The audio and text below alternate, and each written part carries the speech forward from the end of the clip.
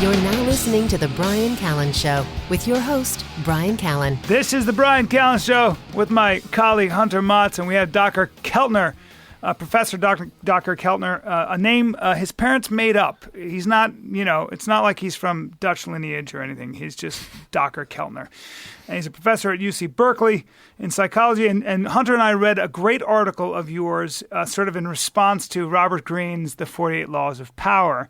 Yeah. Which we had talked about anyway. It was very Machiavellian. And if you look at one of the things I thought was interesting about, and I want to talk to you about, is there's this idea, I suppose, that, power, the relationship of power over people, and Machiavelli, was the great political strategist, and this is how you control people. But we probably know that, in fact, that's not the way to solve the political problem. It's really not the way to create productive, innovative people. And it's also not how power really works, right? It's not how power really works. And that's what we really appreciated about your article. It was such a great rebuttal to, because the first thing I asked Robert Greene is, I said, is this the manual for a sociopath? And he was like, no. And we had a conversation. We had a great time with him. And his point was that this is the manual specifically for people who aren't sociopaths, so they can understand sociopaths. Yeah. Well, yeah. Okay. So tell us about the article. Tell us about your research. Tell us about the Greater Good Science Center. Sure. About 20 years ago, I got interested in the science of power. And like a lot of people, and like Robert Greene very intelligently reviews, I was started from kind of an assumption that power is Machiavellian, that it's really about coercion and manipulation and domination. The 20 years of science, 25 years of science on this really suggests something really different. That just to start with, we can differentiate the different kinds of power. Right. So, Machiavelli, writing in 16th century Italy, in really one of the most violent times in human history, was writing about power as it really applies within a very violent society. And it really is about, striking first, being deceptive, being aggressive and coercive. And obviously, we live in a much different era than that which Machiavelli lived. So I really like Hannah Arendt's definition of power, which is power is really your capacity to stir the social collective. It's your ability to kind of move social networks, right, and produce social change. And then, so that got me rolling. And what I've been interested in, Brian, for, with a lot of other labs is how do we get power, right? Does the Machiavellian philosophy work? And then what's it do to us, right? And there we see all kinds of craziness. So it's been an interesting adventure. Yeah. And I mean, when you're talking, I've read some of your research on what power does to us, and it's really about just how the degree to which absolute power or really any sort of power does corrupt us. That's Hunter Motz, by the way. Yeah. Another made-up name. Dacher, Keltner, and... Dacher and Hunter. Dacher and Hunter. What is this podcast? It sounds like an utterly terrible 80s cartoon. Dacher and Hunter. Dacher and Hunter. It'd be an independent film. Exactly. Two smart guys talk about power. Bill and Ted's for people who like ideas. Exactly. Yeah, but so what we suggested, and this goes back a long time, and people have been worried about what power does to us since people have been forming societies, right? And what we have found, and there are literally, 1,000 studies on this, is that, and we cast it really simply, which is that power kind of turns on the go switch in your brain and in your nervous system, and it just makes you go after whatever you want, right? Mm-hmm. And so, studies find that high power people flirt more directly. They touch people more. They enjoy things more. They are more likely to engage in sexual affairs. They're more likely to get caught shoplifting. They're more likely to take resources. Wow. And in one of our studies, we found, it's kind of this funny study where we brought 3 people to the lab. they did this really boring task by design.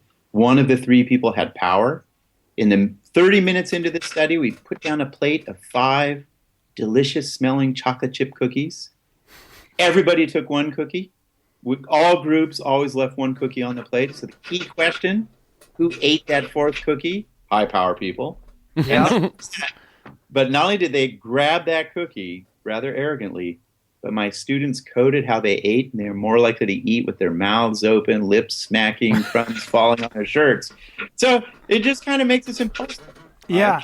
Now, does that correlate, though, with, do you think people that want power and go after power, do you find that is a personality type? Are you more likely to be a sociopath if you're that way? Have you done any research on that? Well, it's a little bit different, and I think that the popular culture would love to believe that psychopaths and sociopaths want power, right? And that they get power and they're running the country. And I think that the data really suggests something different, which is, to your question, Brian, the people who kind of gravitate to positions of power, and there are over 70 studies on this in business context, military context, school grounds, middle school politics. Oh, yeah, because I was going to ask you, generals and CEOs, and you hear a lot of people saying most of them are sociopaths, 1 in 4, and all that stuff. Right. So the truth is that the person who kind of gets power intuitively is first and foremost somebody who's has a lot of social energy and is a hyper-connector, right? Mm-hmm. And time and time again, this is, if I put a bunch of people on a desert island, it's kind of the high social energy person who reaches out to people, talks a lot, makes jokes, touches people, brings people together. That person gets power, right? You mean Brian Callen? Yeah. You mean Brian? You mean me? Yeah. I've been accused of that. I'm definitely not a sociopath. But you are a toucher, and I'm you a toucher are and a flirter. a flirter and a joker. And a fucker. Yeah. What? No, you did what? Wait a minute. Yeah. And by the way, women get power when they flirt a lot. That's findings by my colleague Laura Cray. So it's this person with a lot of social energy, and then importantly, like you get power. There are different strategies that apply to different contexts. So if you're in the business world, your ability to be really open and creative gets you power.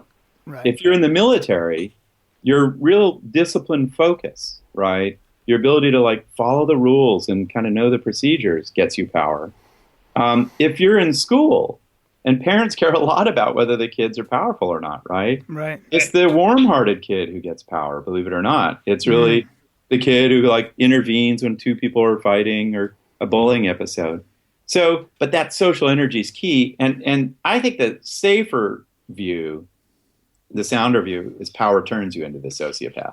So we look at who has power and we forget what they were like as they got power. Right. That's very interesting. Well, and that's the interesting thing. When you look at a lot of these dictators, there's who they are when they start off. And sometimes they have really good intentions. They really want to make a difference and all that sort of stuff. But then they start to build a harem. They need 1 palace, they need 2 palaces, and they just really go down the deep end. Yeah, I think there are certain. I think Saddam Hussein was clearly a sociopath. But for example, but he was certainly Castro. If you read his earlier, who he was as a man earlier, he was not. He was a guy trying to solve a problem. Yeah, exactly. It's a pretty in any biography you read on him is pretty flattering as a young man. He's a romantic poet warrior. Is that right? And we would Gaddafi was also the same very way. Much so. Even to the end, Gaddafi, it wasn't like Saddam had these purges and he would just kill everybody around him periodically. Gaddafi had those purges. Well, not really, actually. My parents live in Libya, Brian, right? so I might know things about Libya. I've read lots of comparisons, and you're right in the sense that Gaddafi was caught up, I think, he wasn't a sweetheart, but he was caught up also in the way you did things, the way things were done. I'll tell you in that the Middle East, in Libya, they say that there are 2 people in Libya. This was under Gaddafi's regime. There were those who had killed for Gaddafi and those who hadn't. Oh. So, I think that's the thing. Well, yeah. It's really, this is a really important point, and I think there's a certain amount of reflection on this right now in the thinking about power. When you read this fellow Every's definitive history of Stalin and Hitler, right? And you expect to read about, these sociopathic, villainous murderers. And in point of fact, neither guy was that remarkable a person, No. right, as they rose in power. And what happened is they fell into remarkable circumstances. That's right. And then power turned them into... Well, Hitler wanted to be, an artist, didn't get into the Vienna School for the Arts, I think, because he couldn't draw human figures very well, which is interesting. Or because the Jews kept him out. Oh, well, that's what he said. Yeah, well, those Jews. Yeah. I don't know. But yeah, you're right. I mean, and even Stalin, if you look at his earlier, he was kind of a party bureaucraat. He had been in a gang before that. Yeah. And not a very... Like people didn't think he was that bright. He was kind of inarticulate, not that charismatic a speaker. Same with Hitler. Yep. But power turned them into genocidal machines, given the context. Right. Well, there were at least some signs fairly early on that was the way that Stalin was going to go. Wasn't there the legendary warning in Lenin's will, essentially, watch out for Comrade Stalin? He's a bad dude. Yeah. Oh, I don't know. Yeah. But I liked the article, and I like what your perspective on the idea that, it's really about innovation, and it's about and the way you get ahead in today's world, in the corporate world or anything, is you've got to the wonderful thing about technology is you might be a CEO of a big company, but there's some kid who's going to come up with a startup and a different way of doing things. Yeah. And he's going to create a product that everybody wants, and they don't want your product anymore.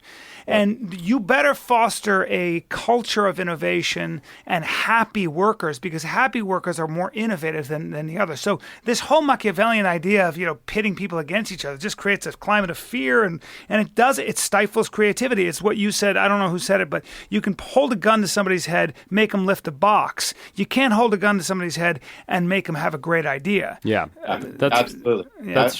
That's from... And, Brian, I mean, as I started to do the science, and Machiavelli, it is better to be feared than loved. Robert Greene, you lead through deception and making sure everybody's paying attention to you and having them fear you, right? That's such a deep core conviction in our culture. And as I was doing this science, I thought, well, do social scientists study Machiavellians? And it turns out there are 75 to 100 studies of people who self-identify as Machiavellians, right? There's a scale that measures this. It has items like, I think, everybody's out for their own good. You got to step on people to rise in power. It's okay to lie to get your way. And about 15% of the world is more Machiavellian. And there are great studies looking at how do they do at work.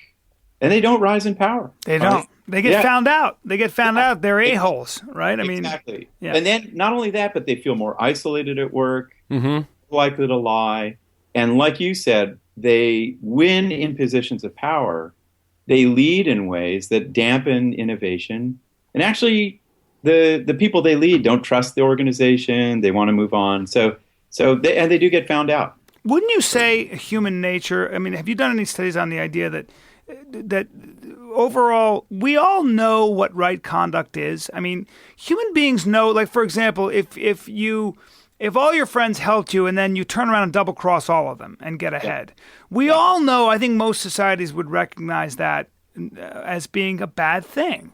And there is something called right conduct. There is something called good conduct that I think all of us sort of feel is and I think, did you write a book on this? Yeah, you wrote 2 books, Born to be Good, The Science of a Meaningful Life, and then The Compassionate Instinct, The Science of Human Goodness. Look at that, ladies and gentlemen, Born to be Good. And so that's a good thing. I'm reading the Screwtape Letters, and I'm now reading C.S. Lewis's book, Mere Christianity. It's a great book. I'm not a Christian, but it's a great book on sort of, he starts with the idea of a moral sense of what human nature is. The nature of if you drop a stone, its nature is to fall because of the law of gravity. But the human law is something, we often do things against our instinct. We keep our promises and we admit truth even though it makes us look the fool. We help somebody even though it might, it's a life-threatening situation.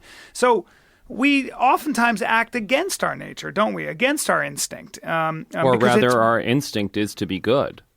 Well, there you go. So it seems that sometimes Machiavellian people, in many ways, would you say, might be violating core human laws, principles, sensibilities, instinct, right? Well, I mean, I think I agree, and I think that there's an explosion of interest right now in economics and evolution and sociology and psychology about what are those core instincts, right? And I think it's really interesting. In general, what we find is that people are much more cooperative than traditional models of human behavior would assume, that we, in general, across different cultures, will share about 40% of a resource. We'll intuitively cooperate with people and help them out, even at cost to the self. Lots of great new data on that. Little kids, as early as a year old, will, just kind of reach out and help an adult that they don't know who needs help. So we have this tendency towards cooperation and also a tendency towards self-interest and competition. And those are always in conflict. But what we know is, to your sense of what is this moral sense that's at play in groups, that groups give power to people who show more cooperation, right? And people get really upset around the world when they find out that there are kind of free riders or people who are exploiting others, or the guy who, says he helped out on the project, takes the money, but didn't help at all. Mm-hmm. And there are great new studies called altruistic punishment that show, I'll punish that Machiavellian, even if it costs me, and I take delight in it, right? So that tells us groups are really invested in fair play. What's that? Fair play. Fair play, exactly. Well, look at the Boko Haram thing. Everybody, you're not allowed to kidnap a bunch of innocent school children. You can't do it. No way. I don't care what you stand for. They really screwed up, because now we're going to get Delta Force in there and the other African nations, and that was a big, gross miscalculation, because the whole world went, wait a minute, not only are you going to kidnap them, you're threatening to sell them into slavery, sexual slavery? Nah, you just lost all your credibility. We're going to shoot you in the head. If you all die, everybody who's even a pacifist goes, if there's a raid and you guys all just end up dead, I'll sleep just fine that night, right? I mean, there is this strong sense of human beings have hold on. We're not Mongols anymore. Well, which I've always wondered how the I read that Genghis Khan, in fact, had a crisis within his own community, because he was going and doing these terrible things, and these young men were doing this. These kids were coming in and learning how to kill and rape and all that. The problem was, when they got back to their camps, they were doing the same things to the women in front of them. Exactly. And he was like, this is a problem. They're like, why? I do it over here. Why can't I do it over here? Well, no, because they belong to us. Not a good enough reason. He needed to kind of invest in a philosophy that had some traction. Otherwise, he was going to have total chaos, a snake eating its own tail, right? Yeah. No, and that was, back to Machiavelli. I mean, when you study historically all the great biographies and histories of Machiavelli's time in Florence, I mean, it was a radically chaotic, violent time, and he was just grasping at some idea that would preserve a little stability of power. But today, we have historically built up these ideas of what it means to be a good citizen, right? That capitalize on our deep, evolved intuitions of you don't hurt kids. Anybody who hurts kids like that, people are very willing to, violate their sense of no harm to protect that. That's right. It's really interesting too, Brian. We've been working on kind of what are the group-based ways in which we make sure Machiavellians don't run the show, right? And one of them is reputation, like the reputation you have at work, in a hospital, in your community. And the thing people care most about in terms of your reputation is not do you take drugs or do you have sex with people, but it's really, are you a good citizen, right? Are you trustworthy? Are you kind? Are you kind? I'm getting feedback on your thing. Sorry. No, I'm not anymore. I found it at the table, so. Oh, okay.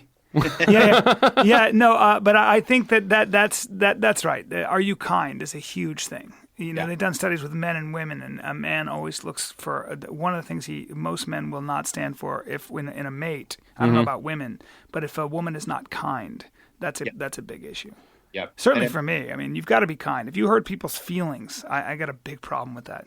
Yep. There's And- the thing that I think is really interesting as well is if you look at who has really gravitated towards Robert Greene's book. I mean, prisoners and rap artists have really resonated. Who've to come it. from a crappy world. Who've yeah. come from a crappy world. It's a lot Yeah. like the world of 15th century Italy, and I think that's the interesting thing is that there are those worlds of chaos are Machiavellian. Yeah.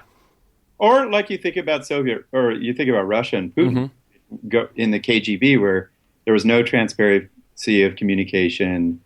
There were kind of Machiavellian means by which you could take people down. But, if you read people like Robert Wright, who I really respect, and Steve Pinker, there is a sense that we're moving towards more civil societies. Well, sure, and the better nature, The Angels of Our Nature, better right? angels Stephen of our nature. Pinker's book. Yeah, about how fewer people have died violently in the 21st century than ever And the before. 20th century, yeah. In the 20th century, Yeah. And the rates of violence are way down. And as we move in that direction, the Machiavellian philosophy is bankrupt. It is. I often think about that with Putin. He's got to know in his heart, or maybe he doesn't because he doesn't expose himself to enough of these thoughts. But Russia doesn't. They make their money off their resources, right? Their oil and stuff, but they don't produce a thing. I mean, when was the last time you bought a Russian car, a Russian computer, a Russian even But that's clothing? the problem. From Putin's point of view, they don't. I mean, if you're being a dictator is great for you and terrible for all of your people. I mean, Yeah. Barack Obama makes $200,000 a year or whatever it is. Yeah. Vladimir Putin, Kim he's Jong Un. Sure. I mean, they make but billions. the I mean, only that's- way for Russia to even gain some glory is, of course, to take over Crimea. To annex the Ukraine. Well, congratulations, dude. I mean, welcome to the 21st century. It's just.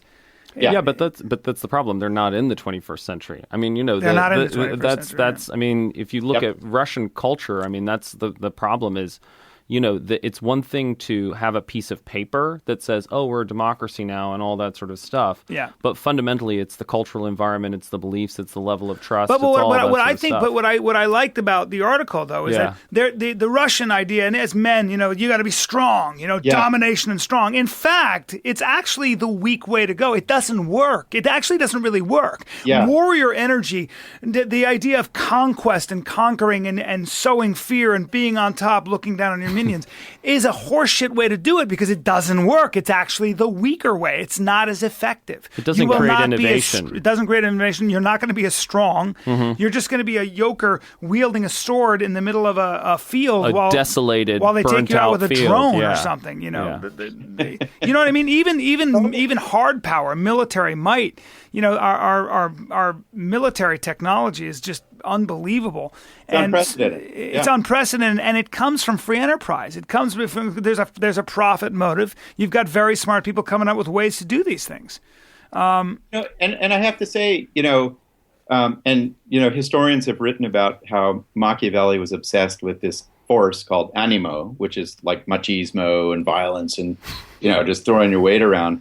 And I think that the new conversations about what power really is in the 21st century, and your reference, Brian, to soft power, to the power of ideas, the power of the powerless, the power of innovation, it's a radically different world where, a innovation like Facebook or Google has changed our society more, right, than the latest military innovation. Sure. And, So- and with people like Steven Pinker and their work on brain science and stuff, Yeah. and learning how the brain works. And the more you understand that, the more you realize that the idea of normal, somebody who's normal, isn't really, there's no such thing really anymore. I mean, I guess normal is going to become a bad word after a while. It's sort of like middle of the road, you're medium, Well, It's- but I there's think no- but the other thing too is, I mean, I think it's that we all are normal. I mean, overwhelmingly what you're talking about in terms of sociopaths, right? These people don't necessarily start off as sociopaths. We're all starting off. I mean, more and more, I think we're finding the truth that all men are created equal. from a starting point, we're all more or less the same, but our brains are so flexible. And Pinker would have he wrote a book called The Blank Slate. No, but that's two very different things. When Pinker talks about the blank slate, he's refuting the idea that there's nothing in play at the beginning. Right. There are things that are in play. If you give somebody a lot of power, they're going to become corrupt.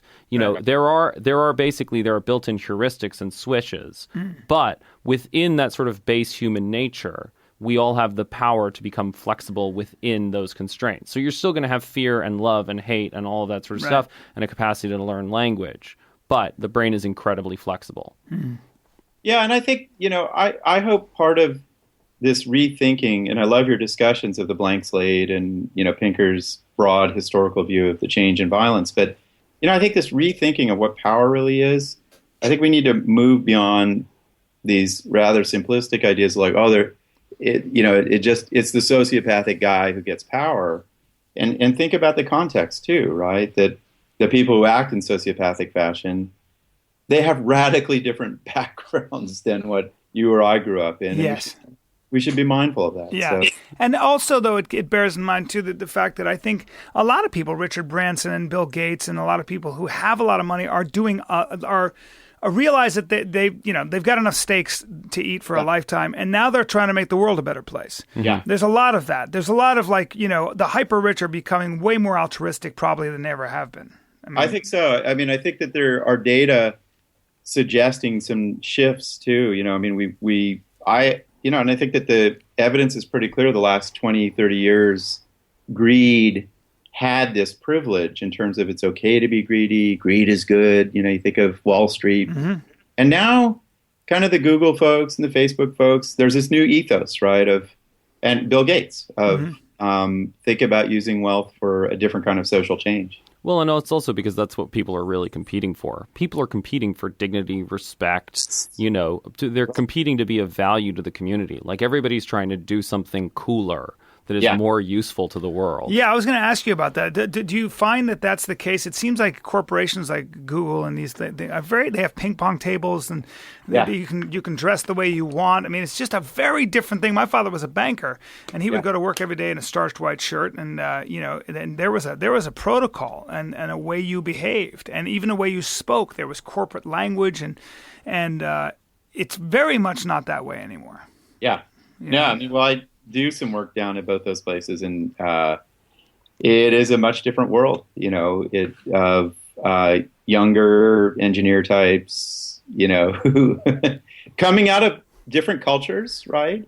Yeah. Non-traditional backgrounds, very playful. Yeah. So what is your work now? What are you doing now? Are you working on another book or?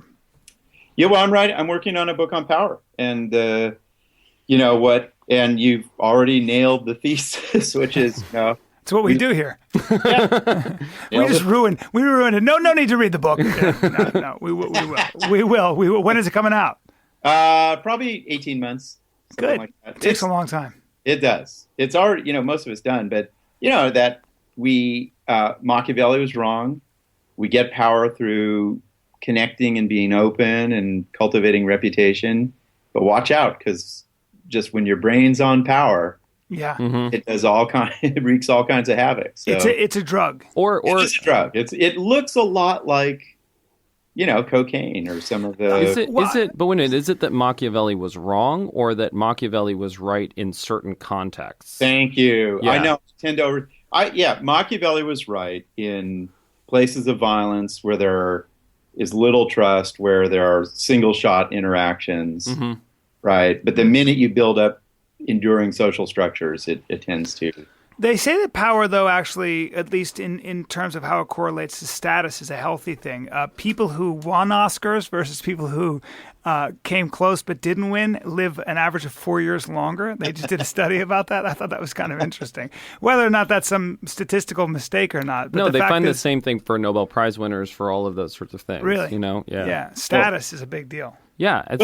And again, I think, so how we think about status, and man, you guys are totally, you got it. So status is different from power, right? Power is how you influence. Mm-hmm. Status is really interesting. It's how much people respect you. Mm-hmm. Oh, wow. What's wonderful about that dynamic is that status is given to you by other people. It is given to you through respect and esteem and social valuing. And there are new neuroscientific studies showing that when I am esteemed by others, right, valued and respected, parts of the brain light up that are associated with the sense of safety. And so you relax. Yeah. So it's one of the most powerful predictors of physical robustness. So it's not a mystery why being esteemed with an Oscar adds to your longevity. I got to get back in acting class. You got to get an Oscar. How do you get one? I got to get some awards at least. I haven't won anything. Last time I won an award, I think it was I won the Outstanding Wrestler Award in high school. Listen, that was 18. Damn it. Brian, I'm going to go to Color Me Mine later, and I'm going to make you an award. Thank you, buddy, for number one podcast. That's right. Number one human being. This is when I get so excited, Hunter. Hunter, a long time ago, said, let's start talking to really smart people. Let's just have people who are making a difference in the world, who are asking the big questions. And you're one of those people. So it's just a privilege, man. It's such a treat. It's such a treat. I get to talk to you. You wouldn't talk to me otherwise. You'd be busy, for Christ's sake. We get you on the podcast. I get to pick your brain. You guys got me in your first word. So I love it. I love it. And how long have you been a professor? So I was 4 years at Madison, Wisconsin, and then 18 years here at Berkeley. And that's great. Why would you leave Berkeley? What a blast. It's an amazing place. There was something that I also wanted to ask you about as well, which is sort of the state of nature. You know, I mean, Rousseau and all of those guys, they really didn't know what early human societies were like. We now know. And I was reading a book called Darwin's Cathedral. Yeah. And one of the things that they really talk about there is just how egalitarian early societies are, or Stone Age societies are. I mean, the group really polices how much you're sharing and whether you're not sharing, and punishes you if you don't share. Yep. Yeah, Manhunter, you're reading the right stuff. So that's Christopher Boehm, who he's an anthropologist, and Joe Henrik up at University of British Columbia are doing these amazing studies.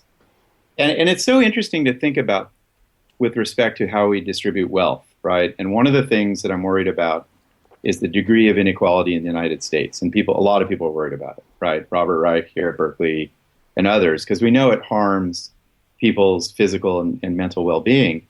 When you look at hunter-gatherer peoples in radically different circumstances, they share about 40% of their resources, just as a default, right? If I have fish, I give 40% to Brian. And we are, I do believe that the broad tendency in our evolutionary history is towards egalitarianism. And then you have twists of fate, you have new resources that emerge that allow for radical vertical hierarchies that are problematic with respect to our tendency towards equality, right? And I think a lot of people feel that's happening in the United States. We have a stock market today that pretty much is just benefiting 1% of the country, right? You're starting to sound like a communist. Wait a minute, where are you a professor again? Wait a minute, Professor at Berkeley, these left-wing bastards! Are you wearing Birkenstocks right now? Isn't it funny though? That literally it's when you start talking that way, you can see the resistance you probably get from people who say, "Wait a minute, hold on, man. I don't care what the science says. This is starting to sound like egalitarian, dude." Yeah. No, I always get that. But look, here are the data, and this is going to be in my last chapter of the book on power, which is, their new neuroscience data. The U.S. is more unequal. We rank very high by the CIA rankings in terms of our inequality compared to Germany or Scandinavia or certain South American countries, China, whatever. And their data showing when you're raised, holding constant how much you have.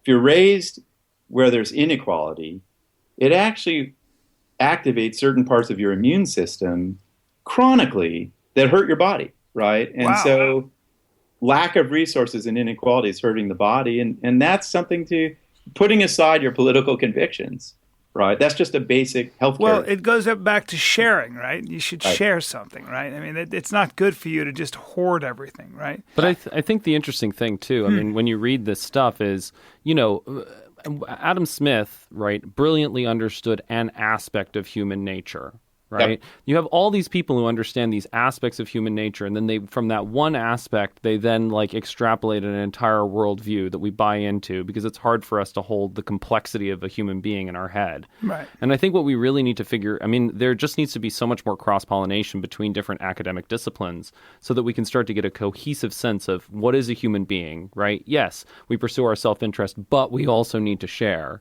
Yeah. And then what does a society building from that really accurate sense of human nature look like? Yeah, that's a very, forward-thinking observation. Well, Hunter went to Harvard. But it's really, I mean, as a social scientist, and I do think that this is increasing right now with, people like Dick Thaler and others who have used the social sciences and behavioral economics to guide certain policies. We need to think about what our basic tendencies are. Mm-hmm. And humans actually live longer and are happier if they're giving away more than what our society is allowing us to give away. But how do you balance that with the idea that most of the innovation comes from this country, and a lot of people would suggest that it's because of the profit motive. It's because you get to benefit from, when you have high tax rates like in California, the only thing that keeps California afloat, in my opinion, is probably the weather. But, it's a hard place to do business, man. And you want to make sure that people feel safe in knowing that they get a right to their own sweat and labor and the profits therein. So how do we balance that with the idea of, also giving and being responsible? Can't you do that within a free market capitalist context? You can, and there are minor adjustments that would change that. But I think how we approach it conceptually, Brian, is, and Hunter was alluding to this, and I think Steve Pinker would agree, which is, look, evolution built into us a variety of different instinctual tendencies. The most powerful is self-interest and gratifying desire. A significant part of it is sharing, right? Then you need to build out social structures that, and I think older progressives, and I don't mean to besmirch them, they did so much important work, but they fail to realize, like, free markets are really good for innovation. They're very good for women in poor countries. Yeah. When you give women money, they do better in poor countries. It's one of the universal laws of nonprofit work in developing countries. So we need freedom and capital, obviously, but we need to balance it with these other instinctual tendencies of sharing and communality, if you will. And I think that's the thing. I think a large part of what we need is we need to define a common goal. Because, and I think that common goal is innovation, and lowering that major gap between haves and have-nots. But the problem is, I think for a lot of people, when you talk about lowering that gap, why are you lowering that gap, and why are you lowering it as much as you are? Why choose the numbers that you've chosen? It becomes arbitrary. You need to Hunter's really right. Like, you start talking about changing the tax structure, lowering the gap, they get grouchy. But that's why I like the concept of power. And it's so great to talk to you guys because, if you talk about the unequal distribution in terms of what we really want is empowering everybody, right? And in California, that would mean poor people should have a shot at a good education, which they don't right now. And that's foundational to the University of California, where we do educate people from very poor backgrounds to great benefit. Empowerment is I think a good purchase on this problem of redressing inequality. Yeah, I mean, I think that's the thing. I think what we all need to understand is that we're all better off. I mean, the whole point of democracy, the whole point of capitalism is that the more minds are on a problem, the better and the faster it's going to be solved. And so I think that ultimately needs to be the goal of our society. And I think that's what's going to allow that sort of bipartisan support, is really saying, how do we bring as many people to being actively engaged in the problem? Because guess what? Trust fund kids are not actively trying to solve the problems of the world. And people who are so poor that they can't think in school because they're starving also are not trying to solve problems. And that's a huge waste of human potential at both ends of the scale. Yeah, 100%. Well, I thank you for your work, man. You do good work, and it's important work. That's for sure. And thank you so much. Yeah, and I'm gonna get into your books. Give us the books again, because we like to promote books on the website and stuff. So you make lots of money. So I'll promote a few things. My first book was Born to Be Good by North. Science of a Meaningful Life. And if you're interested in the evolution of cooperation or touch or compassion or gratitude or awe, it's all there. Wow. Then there's the Compassionate Instinct. The Compassionate Instinct, okay. And then I would really encourage your listeners to go to, for free, the Greater Good Science Center, and that's greatergood.berkeley.edu. All kinds of great essays, but by all kinds of great thinkers, from Michael Pollan to Steve Pinker, really thinking about the human condition. And we have a Science of Happiness class that we're launching in the fall, which already has 45,000 people enrolled. It's a big, massive online course that your listeners would love. So say it one more time. It's Greater Good what? Greater Good? greatergood.berkeley.edu. Okay. And I'll put that in the episode right up. Okay, great. Okay. Well, Professor Dacher Keltner, thank you so much for your name, for your work, sir. And you make the world a better place. And listen, we would love to have you back on when the book comes out. Anytime you want, man. That'd be really fun. I really appreciate it. It's a privilege to talk to you, sir. Thank you so much for your time. You guys. All right, man. All right. Go back and teach the children. Go change the world, sir. Yeah. Peace. Later. All right. Thanks, Brian. Thanks, Thank Hunter. you. Talk to you soon. Great guy. Yeah. Great Freaking guy. awesome, right? I love it. I love Yeah. people like that. Yeah. I love this podcast. Hunter Motz, thank you. Thanks for getting these guys. Don't stop doing this to me. Please don't get bored. I won't. It's so fun. Yeah, it is. It's so fun to have a conversation like that to me. Yeah. It's so fun. Like, how many people get to talk to a guy like that? We just had a great conversation. That's two right. great conversations. Laid down 2 podcasts. Do you understand what we're giving you people for free? It's just ideas. Smart people. We're expanding your brain. I'm pumped. And if you want to laugh, I'll be doing stand-up somewhere in the country, you fucks. Or out of the country. Exactly. I shouldn't say fucks. I keep using the F word. I apologize. Peace! Brian, you're a smart man now, not a sailor. Not to say that sailors aren't smart, but they do have a tendency towards profanity. I know, but I'm wearing clogs and bell-bottoms. You've been listening to The Brian Callen Show with Brian Callen. Be sure to like him on Facebook. Just search for Brian Callen Comedy. And follow him on Twitter. Just search for @Brian Callen. You can also find him online by visiting his website. Just go to briancallen.com. Until next time, bye-bye.